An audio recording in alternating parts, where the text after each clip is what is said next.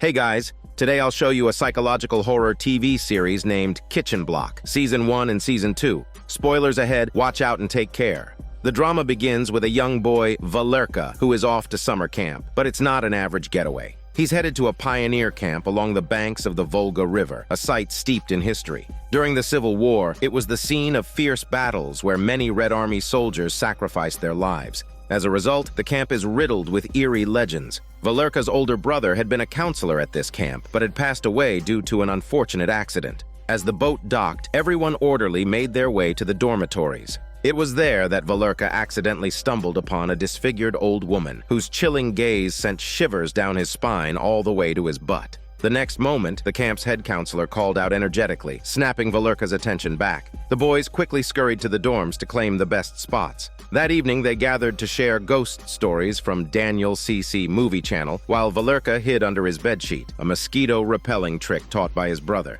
Indeed, by nightfall, the place was swarming with mosquitoes.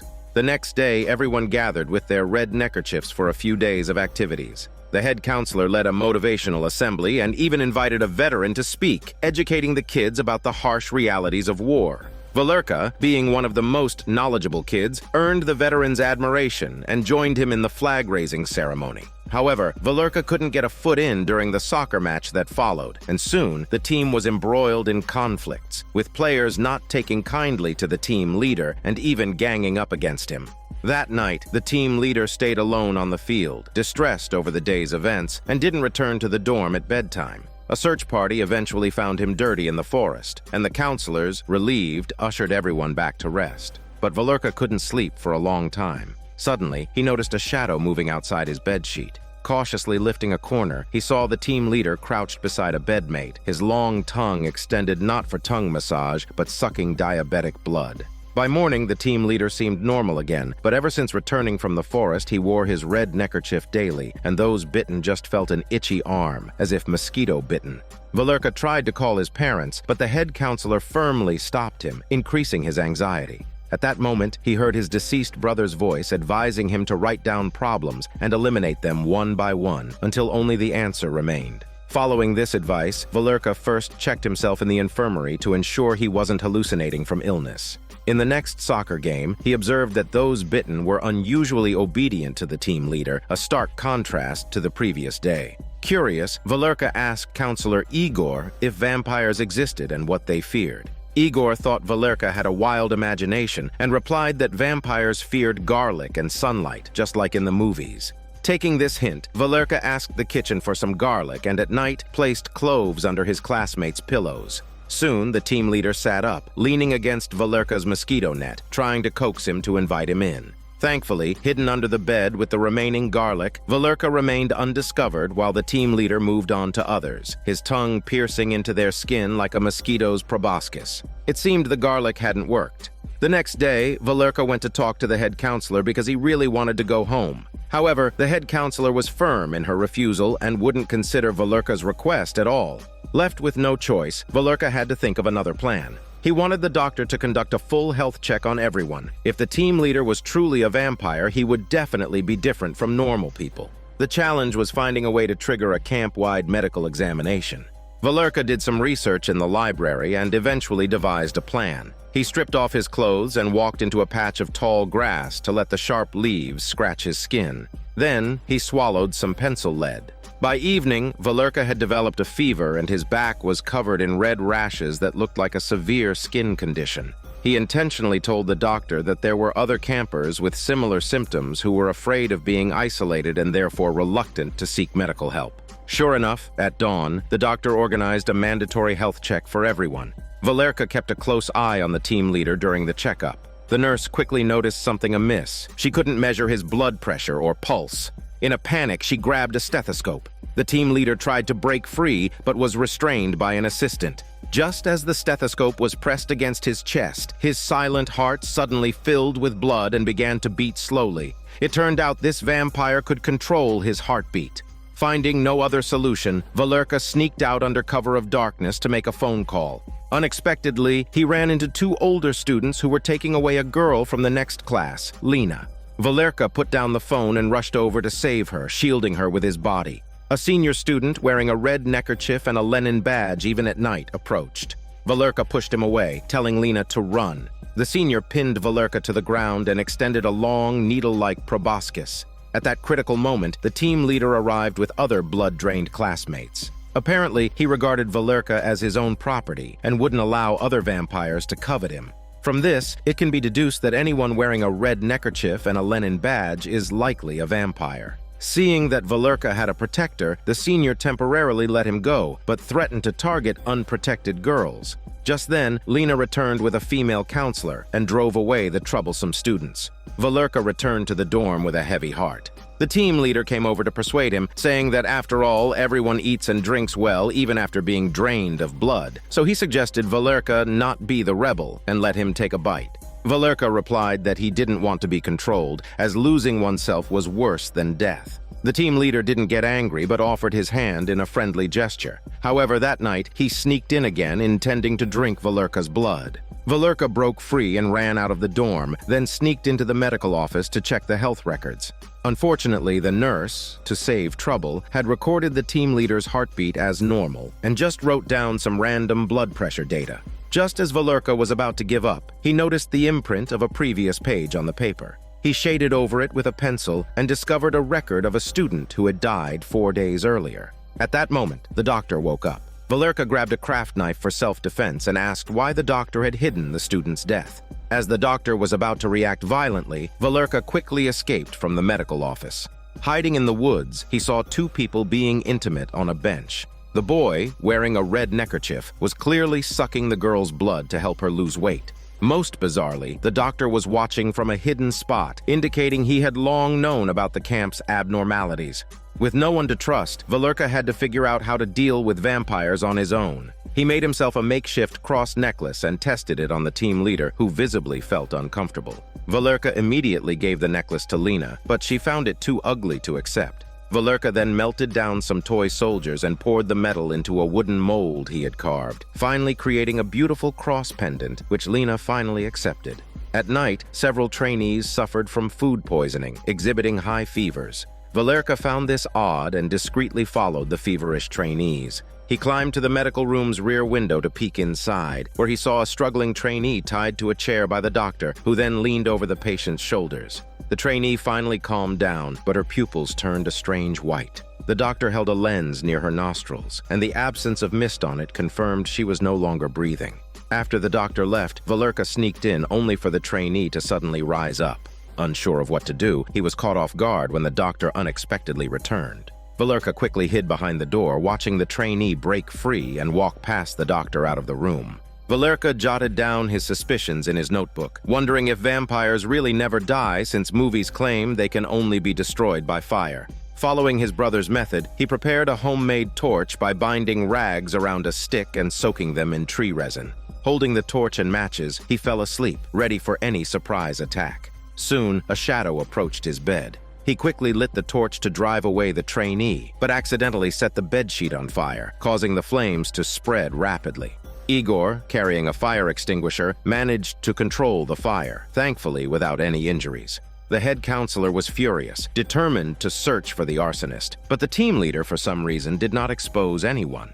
Valerka claimed to have heard a passerby during his half-asleep state, suggesting their cigarette may have ignited the curtains. The head counselor searched Valerka's bed and confiscated his notebook filled with notes about fire and garlic and vampires. Seeing this, the team leader quietly took the matches from Valerka's pocket and tossed them out the window just before the head counselor could check everyone's pockets. Once the head counselor left, Valerka asked the team leader why he helped, to which he simply replied that Valerka was interesting and he didn't want him to leave the camp. The next day was the summer camp's pirate party, where the kids played wildly, except for the vampires who dared not approach the water. Valerka realized they feared the water here, and not only he noticed this. Some mischievous girls, seeing the previously feverish trainee neatly dressed, collaborated to carry her to the river. She screamed in a chicken voice and struggled until thrown into the water, where she cried out in pain upon contact, jumping back to the shore with water-burned wounds visible on her ankles. The scene frightened the girls, especially as it was broad daylight, and the girl vampire made no aggressive moves. Volga observed all this from the riverbank, where a veteran fishing nearby greeted him, his arm tattooed with a sickle and hammer, showing his patriotic spirit. Volga then closely examined the injured trainee's legs, but suddenly her vampire companion took her away. Curious about the special properties of the water, Volga asked a worker at the riverbank who mentioned that the water flowed from a church upstream where baptisms were held. Thus, the water was blessed by priests. As evening approached, Volga secretly filled several bottles with the holy water and hid them under a tree. He took one bottle into the medical room, mixing it into the doctor's whiskey bottle to test if the doctor was a vampire. However, the doctor did not appear for a long time. Volga found him hanging from the ceiling and managed to cut him down with a surgical knife, handing the whiskey bottle to the doctor, who immediately spat it out, not because of fear of holy water, but because he could taste the dilution. Relieved that the doctor was not a vampire, Volga listened as the doctor confessed to being tormented by the abnormal activities at the camp, leading to his moment of despair. The doctor warned Volga to leave the camp soon to avoid a dire fate like the others. The day after, Volga mixed the holy water with perfume and gave it to Lena as a gift. However, these methods could only protect the two of them. Moreover, the holy water Volga had hidden was completely unearthed and discarded by the vampires. The river was beyond the camp's fence. He was too short and simply couldn't climb over it. To make matters worse, Lena mentioned that the perfume smelled awful, and she stopped using the cross she had been carrying around recently. Volga truly liked Lena, so he tried to strike a deal with the senior student, who agreed to spare Lena, but only if Volga gave him a handgun. Everyone headed to the abandoned church, a known spot for fugitives to conduct trades, where they could exchange food supplies for a real gun. The senior student, afraid to enter the church, let his minions follow Volga instead. They placed canned meat on the ground, but accidentally disturbed a colony of bats, causing everyone to panic and run out of the church. Volga planned to leave the cans for the fugitives to collect the next day, and hoped they would leave a gun in return, but he was unsure if his plan would work. So taking a risk, Volga sneaked into the veteran's home and quietly stole a pistol, only to get caught red-handed. Volga's misconduct drew attention, and the head counselor immediately called a meeting to reprimand him. Unexpectedly, Lena reported that Volga had tried to climb over the fence to the riverbank. In the end, the head counselor assigned the senior student to supervise Volga and warned of punishment for any further violations. Hurt by Lena's betrayal, Volga was deeply upset until the kind counselor Ginny took him to the staff dormitory to stay temporarily. That night, Ginny was awakened by mosquito bites, and feeling overheated, she decided to go for a night swim in the river. When she came ashore, a dark figure quietly approached her. The next day was Parents' Day, and parents arrived at the camp to see their children. Volga excitedly rushed into his parents' arms. Everyone gathered to watch a cultural performance. However, Ginny, who had been attacked the previous night, had turned into a vampire. Her demeanor changed drastically, criticizing the girls' prepared performance as indecent and planning to change the music lineup for the bonfire party, with Lena as the lead singer. Volga noticed Ginny now wearing a red scarf and badge, signaling her transformation. He immediately went to find Ginny's lover, Igor, and earnestly advised him to avoid too much contact with Ginny. However, Igor dismissed the vampire talk. Volga left it at that and turned to find his parents, hoping to leave the summer camp with them. His father took him aside and explained that they planned to take a trip to help his mother get over the loss of their eldest son. Not wanting to burden his parents but also unwilling to stay, Volga hid on the boat designated for transporting parents, only to be discovered by the head counselor. She had her companion carry Volga back inside, and after the parents left, sent him to the infirmary where the doctor administered a sedative. Igor, watching the unconscious boy, felt this treatment was excessive and went to confide in Ginny, only to see her reveal a strange tongue, ready to give him a tongue massage. Meanwhile, the team leader was about to draw Volga's blood when Igor suddenly intervened, finally believing in the presence of vampires at the camp and seeking Volga's help. Now, with an ally, Volga shared all his information. These vampires could only feed after sunset, and those they fed on would become their obedient servants, not vampires themselves. However, the vampires couldn't attack anyone who resisted their temptations. After hearing everything, Igor and Volga headed to the water tower to divert river water into the camp to eliminate the vampires. As darkness fell, they began their operation, using a water pump to channel river water into the camp's storage facilities. Everything was ready. The next day, the campers woke up early to wash up. Vampires wearing red scarves screamed in agony as soon as they touched the river water, their faces looking as though they were burned by sulfuric acid. Seeing this, Ginny stopped everyone from approaching the taps. Only 3 vampires suffered minor burns.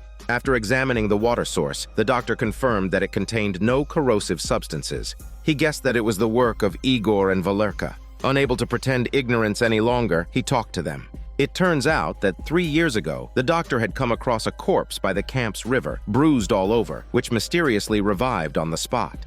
More and more such incidents occurred, with the dead coming back to life in an instant, although those who turned into vampires rarely survived more than a year, eventually dying from various mishaps and never waking again. Valerka remembered his brother's tragic accidental death and realized he had also become a vampire. Perhaps his brother had taught Valerka how to make mosquito nets to prevent vampire bites. Determined to find out who was turning people, Valerka knew that destroying the originator was the only way to end the vampire nightmare. He and Igor began to investigate, starting with the camp director, as he surely knew many secrets and always wore a bandage on his neck. Igor confirmed with the doctor that the director had never sought medical bandaging, finding this very suspicious. Igor followed the director discreetly and saw him enter a house closely followed by a woman. Fearing the director was about to feed on her, Igor burst in to save her, only to find kiss marks under the bandage. Unperturbed, Igor asked the director if he knew about the vampires at the camp.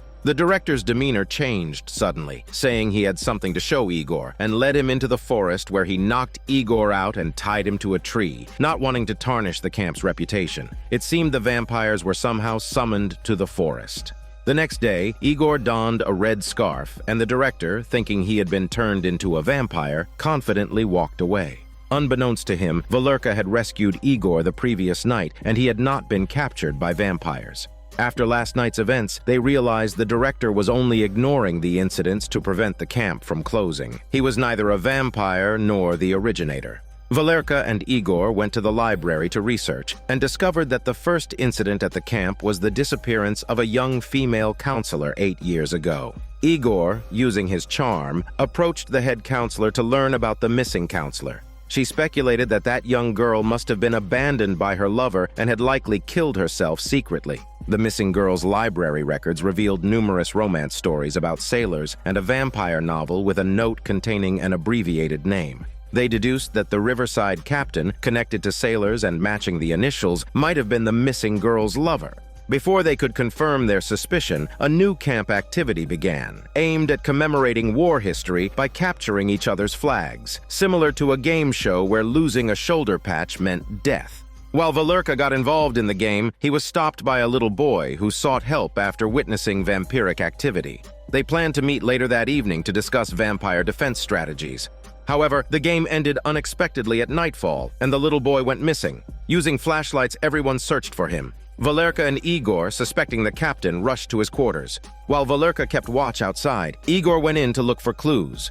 Soon, the captain returned and Igor hid in a wardrobe. Overhearing the captain's anxious conversation with a woman about hiding something from the police, Igor discovered that the captain had hidden something in the cafeteria. They rushed there and watched him move a large box from the freezer to his boat.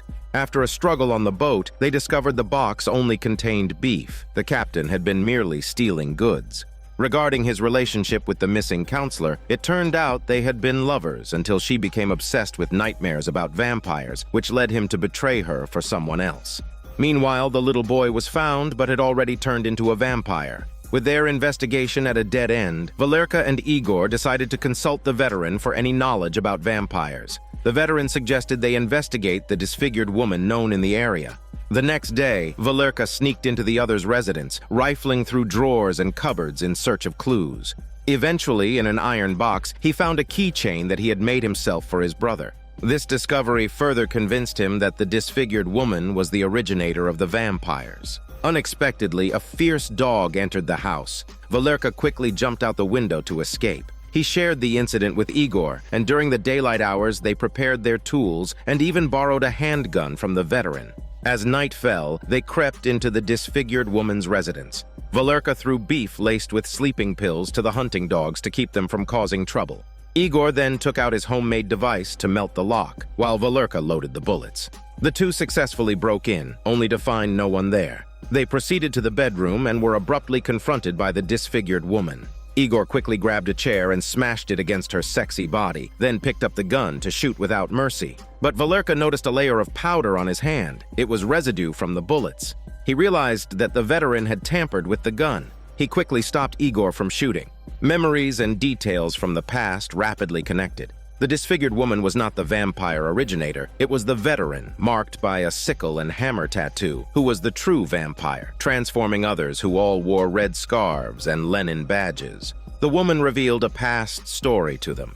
Years ago, the veteran and his brother committed atrocities under the guise of revolution, seizing people's property. They were turned into vampires by a dying official and inherited his mantle, even engraving Soviet symbols on their bodies, continually converting followers to serve their vampiric needs. But human greed knows no bounds. The veteran later even betrayed his own brother, wanting to enjoy the wealth and power alone. His brother, being a vampire, could not feed during the full moon or touch his own servants and eventually died in prison. Now aware of how to eradicate the vampires, they started making plans. They acted separately. Igor was to isolate the vampire servants, while Valerka had to secure the veteran. It was a difficult task for just the two of them, so Igor sought the doctor's help. They devised a plan to lure the vampires onto a boat and then start the engine to leave the shore, as vampires dare not enter the water. As the full moon approached, sensing their end, the vampires began to riot. They all pounced on the doctor, gnawing at him and his smelly part. Igor hid in the boat cabin, too scared to make a chicken sound. After draining the doctor, the vampires turned their attention to Igor. At the critical moment, Ginny, as if regaining her senses, pushed Igor into the river, saving his shitty life. Meanwhile, Valerka had lured the veteran into the dining hall. Suddenly, Lena appeared, wanting to apologize for past issues. Valerka quickly hid with her in a dark corner. Taking the veteran by surprise, Valerka knocked down a shelf, pinning him underneath. However, the veteran's hand suddenly swelled and deformed, pushing the shelf away. The veteran tore open his shirt, revealing his true monstrous form. Valerka grabbed Lena and fled.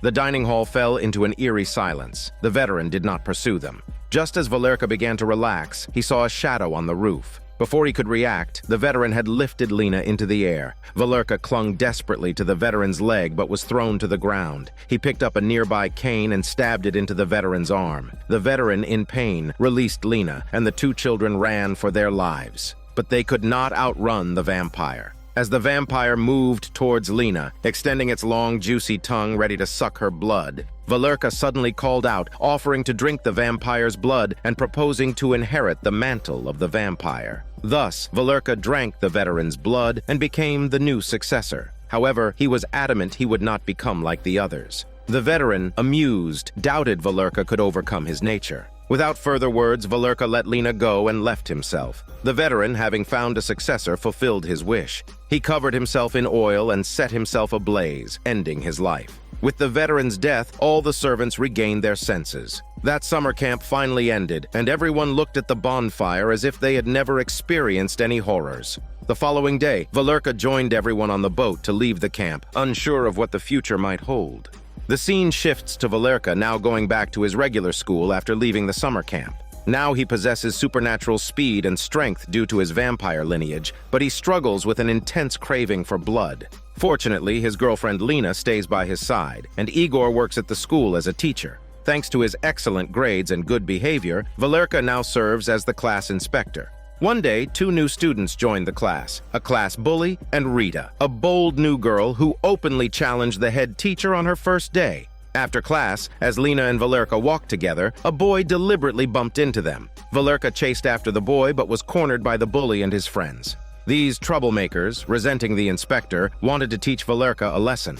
In the scuffle, Valerka's Lenin badge, which along with his red scarf protected him from sunlight, got knocked off, leaving him weak and even emitting white smoke. At that critical moment, Rita appeared and drove off the bully and the others. The class teacher arrived soon after, and Valerka, not wanting to escalate the situation, kept the incident hidden. Thankfully, the teacher didn't probe further. Before Rita left, Valerka asked where she learned to fight, but she only gave a sly smile and didn't answer. The next day, the school organized a trip to a farm to pick potatoes. The bully accidentally cut his palm and asked Valerka for a bandage, not realizing that the sight of blood nearly drove Valerka to the brink. Lena quickly intervened, suggesting the bully get help from another female student. As Valerka regained his composure, Igor called him to the car for another task. Seeing this, Rita hurried to join them, eager to leave the tedious potato digging behind. Valerka lied that he was going to a nearby site for an archaeological assignment and couldn't let outsiders follow, leaving Rita to depart in a huff. Igor had been driving all day when he finally arrived at a dilapidated manor.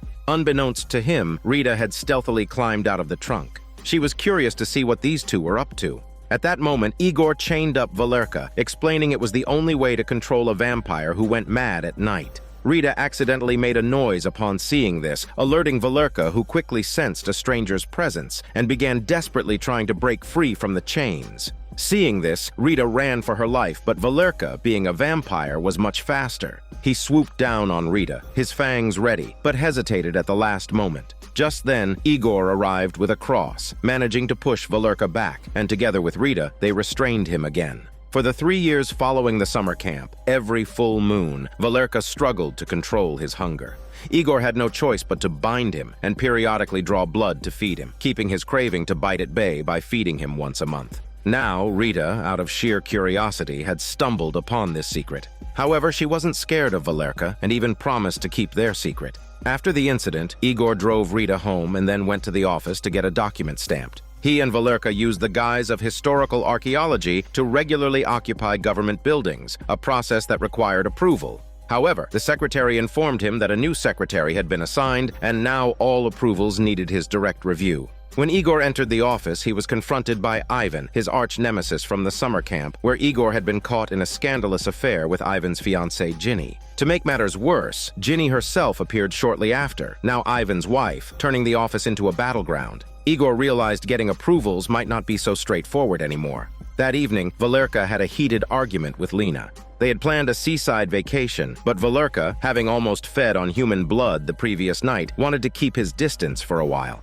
Lena stormed out of the room in a huff, and when Valerka followed, he found her collapsed in a pool of blood with scratch marks on her neck. Following her gaze to the rooftop, he spotted a suspicious figure in black. The next day, the news of Lena's murder spread, and while Valerka had lost the mysterious figure, he was certain the killer was another vampire. Just then, Rita rushed in with news that a group of vampires had appeared in the school, likely transformed by the figure in black. She explained that these second-generation vampires could only live for another year and were unable to disobey their originator, essentially acting as puppets. The leading vampire of the squad was a younger student. Valerka theorized that if they could find where the leading vampire was bitten, they could identify the perpetrator. Rita then had an insight. The leading vampire had immediately bitten those who had bullied him, turning them into obedient slaves, except for the bully. There must be a reason he hadn't bitten the bully.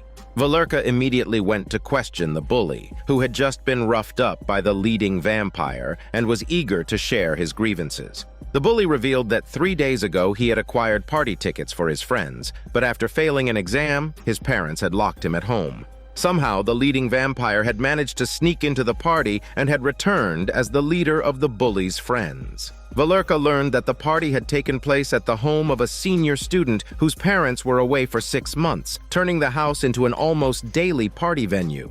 In the evening, Valerka and the other two headed to a party. Rita, using her charms, managed to flirt with a senior student and successfully got them free entry tickets.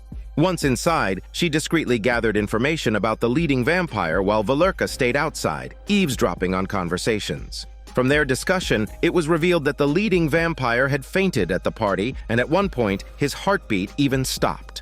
The senior student, scared of parental backlash, dared not call an ambulance and desperately performed CPR, but the leading vampire's heartbeat did not return immediately. Amidst the panic, the leading vampire suddenly revived, claiming he had just passed out after accidentally drinking whiskey.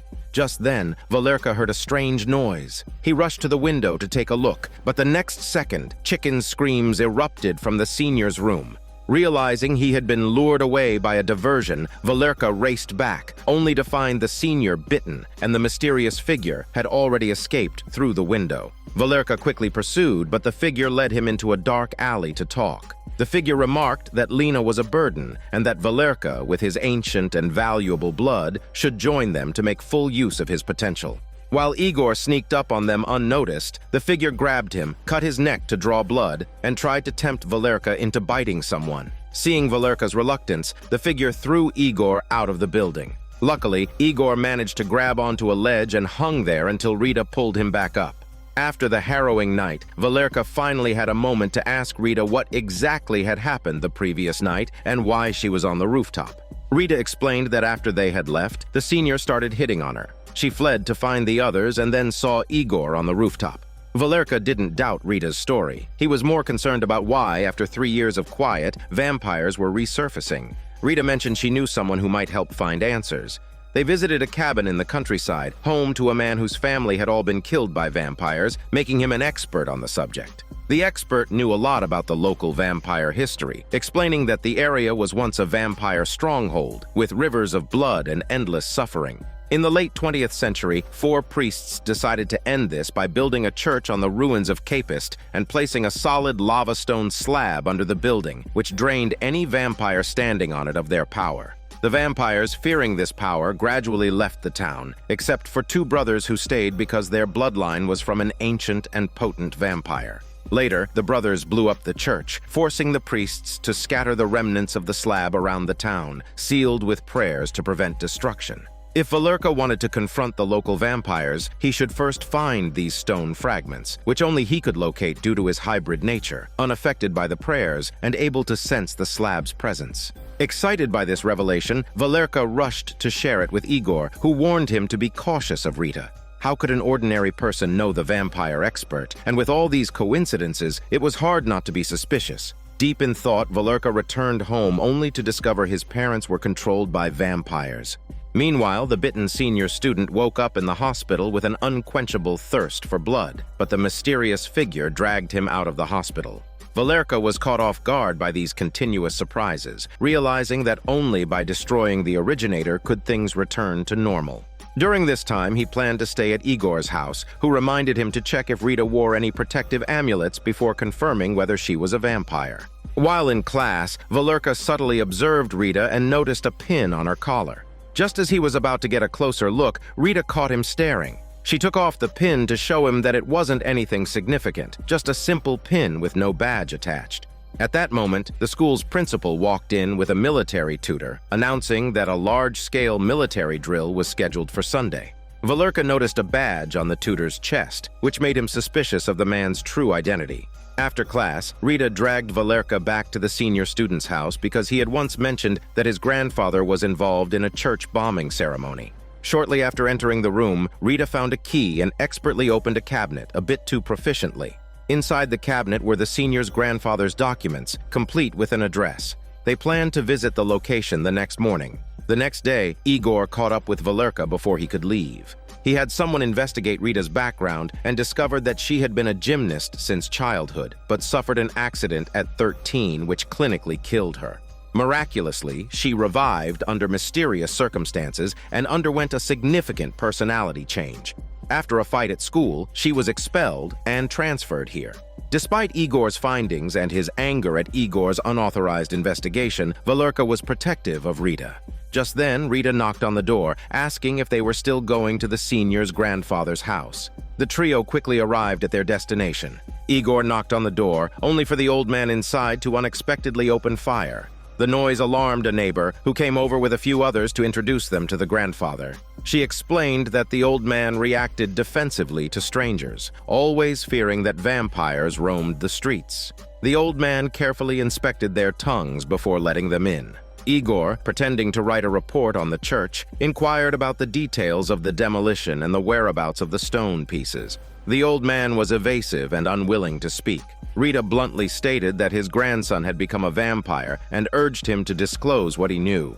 Upon hearing this, the old man grabbed his gun and threatened to kick their smelly ass out. Valerka stepped forward, grabbed the old man, and threatened him to speak for his own safety. The old man confessed, although he was unclear on the details. He knew that one of the priests involved had escaped to the city hospital. The trio immediately headed to the hospital, where the smell of blood tortured Valerka. He almost revealed his true form in public, but was saved by Igor and Rita, who helped cover for him. At that moment, Valerka sensed the remnants of the stone. Following the scent to the basement, he found the red energy hidden behind the wall. Volga smashed the wall bricks but dared not touch the stone slab directly. Igor asked him to step aside and carefully removed the remnants, securing them safely. They then realized Rita was missing. When they returned to the ground floor, they found blood everywhere on the floor and walls, and everyone previously there had disappeared, except for an injured nurse. Overwhelmed by the smell of blood, Volga pushed Igor aside, ready to feed on the nurse. But then an apparition of Lena appeared and brought him back to his senses. Igor rushed in and pulled the unstable Volga away. Unable to find Rita, the two had no choice but to go home. As they arrived, someone rang the doorbell. It was Ginny. Dissatisfied with her current marriage, she threw herself once again into Igor's flirting arms, but the two had to figure out how to keep their relationship hidden from Ivan. The next day, Igor and Volga went to Rita's house to look for her, but Rita's grandmother said that her granddaughter had gone to school because of a military drill scheduled for Sunday. When Igor and Volga hurried back to the school, Rita was nowhere to be found in the lineup. They had no choice but to split up and search for her. Unexpectedly, the class teacher called out to Igor, informing him that a student had fainted and they needed help. Igor followed the teacher to the medical room, only to discover the head teacher sucking blood. Both of them turned out to be vampires. Igor took advantage of their distraction and made a quick escape, only to find the vampires blocking the door, refusing to leave. After a struggle, Igor managed to break free and ran forward, but the two vampires quickly caught up. He snatched the class teacher's badge and escaped amidst the chaos. Just minutes earlier, Volga had also been captured. If not for Igor's timely arrival, Volga might not have survived. The vampire hunter was a doctor, and his assistant subdued the two vampires and locked them in a nearby room. The vampire hunter was about to deal with Volga too, but Igor quickly explained that Volga had never bitten anyone and was not a true vampire. The vampire hunter questioned why there were transformed vampires at the school if Volga hadn't bitten anyone, to which Volga admitted that Rita was responsible, confirming Igor's suspicions that Rita might be the mastermind behind the scenes. The group decided to find Rita first before making any further plans. However, they were wrong about Rita. She was indeed not a vampire. Her mysterious disappearance was because the military tutor had abducted her. At that moment, the tutor was about to suck her blood, but discovered something was wrong with it. Shocked, he paused, and Rita seized the opportunity to escape. She hid among the clothes racks to avoid detection. The tutor quickly closed the back window, but Rita suddenly charged towards the door and locked it from the outside, injuring her arm on a wire. Ignoring the pain, she ran into the ladies' restroom, where she bumped into the bully student smoking by the window. Unable to open the window, she was stuck until the tutor caught up. Fortunately, the bully, for some unknown reason, decided to play the hero and intervened, allowing Rita to escape amidst the chaos. Unfortunately, she didn't get far before the tutor knocked her out and took her away. Volga, sensing something was wrong, rushed to the window and saw the tutor stuffing Rita into the back seat of his car, the blood on her arm proving she was very much alive. Volga leapt down to the first floor, and Igor, driving up, picked him up. They quickly followed the tutor's car. Upon reaching the apartment, the tutor was treating Rita's wounded arm with alcohol when Volga and the others arrived and crashed through the door. The tutor tried to escape through the window, but was pulled back by the vampire hunter. Suddenly, Volga sensed the presence of stone fragments in the vicinity. Surrounded by the group, the tutor was forced to explain why he had abducted Rita and where the fragments had come from. He revealed that his grandmother was a vampire who had killed his grandfather during a full moon. Consequently, the tutor's father was raised by 4 priests in a church. After the church was destroyed, his father took some of the stone fragments and fled, instructing his son to protect them. The tutor had taken Rita because he saw her bleeding arm and feared it would attract vampires. He offered to hand over the fragments, but asked to be let go in exchange. Volga and others took away the stone fragments and Rita. Rita was curious about who the vampire hunter was. It turns out he was originally the doctor at the summer camp and had once been surrounded by vampires, a situation from which everyone thought he would surely not survive. However, not only did he survive, but he also managed to escape to shore. After his narrow escape, he teamed up with the camp's team leader and dedicated himself to researching how to combat vampires, actively working across Russia. It was the vampire hunter who had recently captured the senior student. After the revelation, he took everyone back to his secret base. Volga distracted the group, wanting to have a private talk with the senior. He ripped off the chains and tightly gripped the senior student's throat, demanding to know where his master was. The senior cryptically replied that his master would find Volga himself. Valerka, who hated riddles, threw the senior to the ground in frustration and urged him not to beat around the bush. The senior admitted he did not know the identity of the master, but knew he was an ancient vampire intent on transforming humans to build a vampire army. Doubting the senior's claim of ignorance, Valerka handed him over to the expert for interrogation. Unexpectedly, the senior became violent and agitated, breaking free from the expert and running outside. Without a protective amulet, he spontaneously combusted and died. With this lead gone cold, Valerka shifted his focus back to searching for the fragments. They planned to find the priest from the old church to see if he could provide any clues. As they were discussing this, Rita suddenly fainted. Valerka decided to take her to the hospital, but Rita regained consciousness halfway and adamantly refused to go. She revealed that she was diagnosed with leukemia at the age of 13 after being admitted to a hospital, which explained why vampires refused to drink her blood. And what's more, her mysterious disappearance from the hospital was due to her worsening condition. Rita pleaded with Valerka to keep her condition secret. She did not want others to know about it. The next day, the group set off to find the priest, heading towards Brevisnik in the pioneers' camp, where a well-known legend spoke of children who mysteriously died and resurrected the following day, soon turning to hunt humans. A boy discovered the truth, but no one believed him. In a desperate attempt, he cut his palm to attract all the vampires to him, then set the woodpile on fire, killing himself along with the vampires in a blaze that lit up the streets. As the story was told, a roadblock appeared ahead, forcing the group to proceed on foot. Valerka sensed the presence of vampires and quickly pointed the vampire hunter in the right direction, but he moved too swiftly and disappeared with his bald head into the woods. Valerka carefully sensed his location while the others continued forward. They broke into a wooded estate, found several fierce dogs in the yard, and scrambled inside the building to listen for any external noises. Once all was quiet, Igor forcefully opened the door, only to find the disfigured old woman standing outside. She too was a staff member of the summer camp, and upon hearing of Lena's death caused by vampires, she agreed to lead them to the priest. At night, the disfigured woman guided them through a forest, passing a graveyard where each tombstone was tied with bells to quickly unearth anyone buried alive mistakenly. However, after vampires appeared, the sound of the bells made everyone hide instead. As they were about to leave the forest, the bells began ringing. While the group hurriedly quickened their pace, Valerka heard voices coming from the graveyard and ran back to check. Under each tombstone, desperate cries for help emerged, likely attracted by Valerka's scent. Vampires climbed out of the graves and attacked, managing to knock down the vampire hunter and others before seizing the unfortunate Rita.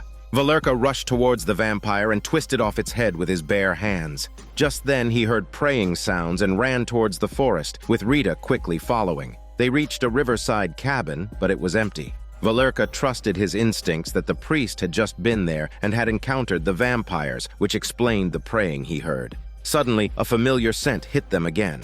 Valerka ran to the riverbank and saw a piece of a stone slab in the center of the lake. Vampires dared not enter the river because a church upstream scared them with the threat of holy water burns. Rita looked around and found a small boat, while Igor and others discovered the tombstone of Ivan's ancestors, revealing that his entire family were vampires. This made Igor worried, and Ginny feared that Ivan might harm her. On the other side of the lake, Valerka and another person rowed a Tesla boat without batteries towards the center. Rita took off her coat and jumped into the water to wet herself. Valerka, anxiously watching the surface, realized she hadn't come back up. Without a moment to spare, he shed his coat and leaped into the water. Igor and the others, hearing noises by the lakeside, rushed to look and saw Valerka, his body scalded by the water, barely breathing as he managed to save Rita and a stone slab. Valerka's injuries were severe, and he was barely clinging to life. Fortunately, the priest arrived just in time. He had a risky method that could revive Valerka, but if anything went wrong, Valerka might never wake up. The priest prayed ceaselessly, pressing on Valerka's chest. Perhaps it was not Valerka's time to die, as by nightfall, his condition finally stabilized. Meanwhile, the others weren't just sitting around. Igor planned to test Ivan to see if he was a vampire. He lured Ginny out with a secret code. As everyone knows, vampires fear holy water and silver. All Ginny needed was a chance to test her husband Ivan, but Igor was uneasy about letting her risk it alone. After a discussion, they devised a plan. Ivan was soon to attend a concert at the school, and Ginny would definitely accompany him. She could use this opportunity to test Ivan with holy water. Even if something went wrong, Igor could intervene in time. Soon, it was the day of the concert at the school. Ginny sat next to her husband, reviewing the school's prepared program. She discreetly asked the head teacher for 2 cups of tea. However, Ivan was sitting right next to them, and Ginny couldn't find a chance to add the holy water to his tea. Just then, Ivan leaned over to speak to the head teacher, and she seized the moment to pour the holy water into his tea. Meanwhile, the hunter noticed the school was unusually quiet. Looking through a classroom window, they were shocked to see a teacher drawing blood from the students, who seemed eerily calm, even eagerly raising their hands to be chosen. It appeared that most of the school had been turned by vampires.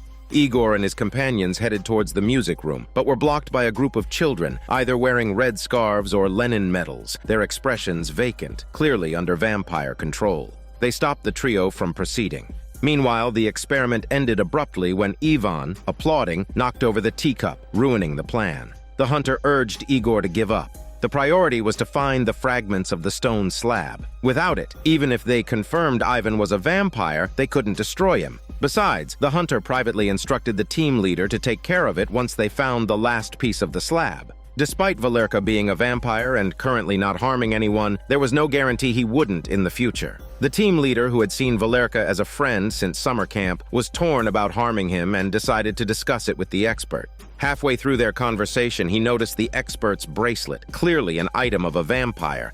The team leader made an excuse to leave but was stopped by the expert. Luckily, a resident arrived, asking the expert to heal her disabled son. The team leader took the opportunity to slip away, but then peered through a rear window and saw the expert feeding his blood to the disabled boy, who immediately turned into a puppet, his disabled legs miraculously healed. Just then, the expert noticed someone outside. The team leader saw this and quickly fled. Igor didn't listen to advice either, and took it upon himself to confront Ivan. Without warning, he splashed Ivan's face with holy water, but Ivan, clearly not a vampire, was unfazed and retaliated immediately. A nearby patrolling officer rushed to intervene. By the time Valerka arrived, both Igor and Ivan had been taken to the police station. Fortunately, Ginny used some tricks to rescue Igor, and they regrouped with Valerka and the others to plan their next move. Valerka noticed the team leader was missing, which made him uneasy. At that moment, the leader was desperately fleeing because he had discovered that the expert was a vampire. Given the physical disparity between humans and vampires, and the fact that the expert came from an ancient bloodline, neither holy water nor silver could harm him. The team leader was quick-witted. He tore off the vampire's bracelet and escaped by diving into a passing bus, only to be chased back to their secret base, where he found the door eerily agape with a sinister red glow. When the hunter and the others returned, they only found the team leader's body, realizing that he hadn't escaped the vampire's clutches. The team leader's death cast a gloom over everyone, and the hunter even suspected Valerka was responsible. Just as a fight was about to break out, Rita hurried to fetch Igor for help. By the time they returned, Valerka had already restrained the hunter, just wanting him to cool down. The team leader's death was suspicious because he had bad blood, meaning he'd been turned into a vampire but reverted to human when his vampire sire died. Such individuals can't be fed upon again, suggesting the team leader had discovered a vampire's identity and was silenced for it. Valerka asked the hunter what he last discussed with the team leader, who could only tell the truth. Ginny quickly deduced the team leader was unsure and wanted to consult someone who remained unknown. Before they could piece it all together, the priest appeared, revealing the location of the last stone tablet, hidden in the museum where a pastor had worked after the church was destroyed. It's likely that the pastor hid the stone piece in the museum. As they prepared to investigate, Rita suddenly collapsed, coughing up blood, and Valerka quickly called an ambulance for her. The rest hurried to the museum. Approaching the ancient building, Valerka saw visions from the late 20th century. He and Igor broke in, uncovering memories of the military tutor's vampire grandmother, Lida, who lived and killed her husband there. While Valerka was absorbed in the vision, Igor noticed and asked what he saw. Before Valerka could answer, a young boy ran by. It's the tutor's young father. Lida, having killed her husband at that time, also tried to harm her son, but a man in military uniform intervened, strangling Lida and imprisoning her in a wall, threatening her to stay with him or never see daylight again. This man turned out to be the vampire expert. Following the vision into the basement, Valerka saw the expert wall Lida up. After the vision, Valerka broke down the wall, revealing Lida still alive. Drawn by the scent of blood, she lunged at Igor, but Valerka pulled her heavy body away. Lita explained that she had had an affair with the expert because her married life was dull, but when she tried to end it, he turned her into a sexy vampire. After she killed her servants and husband, the church took her son and raised him. Lita also revealed that while the stone tablet could harm other vampires, it couldn't harm Volga, who could gain immense power from it due to his ancient bloodline. However, he must feed to activate this tremendous power, something the expert also sought. Following her directions, Volga retrieved the last tablet.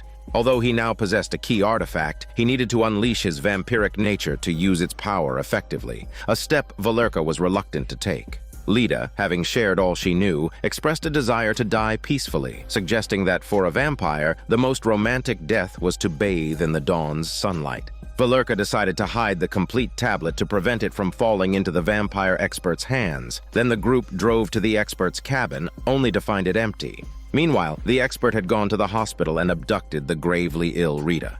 Volga had just made up his mind. He was ready to take the stone tablet and leave the place, knowing it was the only way to prevent the expert from obtaining the dreadful power. Before leaving, however, he wanted to say goodbye to Rita. But upon arriving at the hospital, he discovered that Rita was missing. Grandma Lita told him that the expert had taken her granddaughter and had left a message for Volga, asking him to bring the stone tablet to the school. The hunter couldn't understand why they needed to go to the school. Volga explained that he had heard from the senior student that there was a crypt beneath the school, which might be the site for the ritual. Volga instructed Igor to hide the stone tablet well, as he planned to break into the school that night at all costs to rescue Rita. Meanwhile, the expert was not sitting idly by. Knowing that Volga would not simply hand over the stone tablet, he secretly met with the hunter. The expert questioned him if he was disappointed with this world full of lies, bureaucracy, and a society that's rotten to the core. He said instead of trying to fix it, it would be better to tear it down and start over. And with the power of the stone tablet, he could establish a new system free from suffering, injustice, and betrayal, where the people could truly be in charge. Seeing that the hunter was unmoved, he changed his tactic, warning that Volga was just a 15-year-old boy who could become a far greater threat once he tasted blood and harm more innocent humans. He argued that at least he would genuinely want to benefit the people. Originally distrustful of Volga, the hunter was indeed swayed by the expert. After obtaining the stone tablet, the expert immediately headed to the school's crypt. Now everything was ready, except for one crucial element. He needed Volga's blood to activate the power of the stone tablet, or else it was just a useless rock. On the other side, Ivan was bailed out of the police station by his father, who reminded him to be cautious lately and not give people something to talk about. But Ivan couldn't swallow his pride. He vowed to punish Ginny for her betrayal. As night fell, Volga and his team headed to the school, with Ivan following them armed with a handgun. With all the key players assembled, the night was destined not to be peaceful. Volga went alone to the basement, while the other three dealt with the vampire puppets outside. The school was eerily quiet until suddenly noises came from around the corner. Igor stared ahead, only for Ivan to emerge and launch a surprise attack. The bullet hit Igor's shoulder. Hearing the gunshot, Volga was about to go back to check when suddenly an illusion of Lena appeared. She urged Volga to trust his friend's abilities and focus on dealing with the sinister expert. Meanwhile, Ginny was trying to calm her husband and persuade him to leave, but it was too late. Igor's blood attracted the vampires, and now Ivan couldn't escape either. The leading vampire pounced on him and began to feed voraciously. Soon, an army of vampire puppets arrived and charged at the trio like zombies. Igor told the hunter to take Ginny and leave since he was covered in blood and an easy target. The hunter, however, confessed that he had already handed the stone tablet to the expert, who had promised not to harm anyone else. The hunter stayed behind to confront the vampires, but the expert's promise was a complete lie. The vampires didn't hesitate to attack, and the hunter could only lash out with his whip to fight them off. Overwhelmed by the sheer number of vampire puppets, the head teacher successfully turned the hunter into a vampire, while the class teacher and other vampires blocked Ginny's group from escaping, transforming them into puppets as well. The scene shifts back to the underground crypt. Volga finally confronts the expert, who not only has Rita hostage, but also controls Volga's parents. Angered, Volga charges at the expert, who vanishes in the blink of an eye. Volga frantically scans his surroundings, only to see the expert reveal and flex his true vampire form, driving Volga back step by step. He pins his opponent down on the stone slab, and Volga's blood slowly trickles into the engraved grooves. At this critical moment, a priest arrives underground, clutching a specially made crucifix to buy time. Rita seizes the opportunity to approach Volga, urging him to drink her blood. It's the only way to unleash the energy, and at this point, concerns about leukemia are sidelined. Volga extends his long tongue to feed, and then presses his palm against the slab. The next second, his wounds begin to heal and the lost blood returns to his body. Now quicker and stronger, Volga grabs the expert, throwing him onto the slab while muttering a spell. Flames immediately engulf the expert, reducing him to ashes. With the vampire originator dead, the puppets return to normal. Volga leaves the school with a newly transformed Rita. There's a big world out there, and there's surely a place for them. This is Daniel CC Movie Channel. Stay safe and enjoy your day.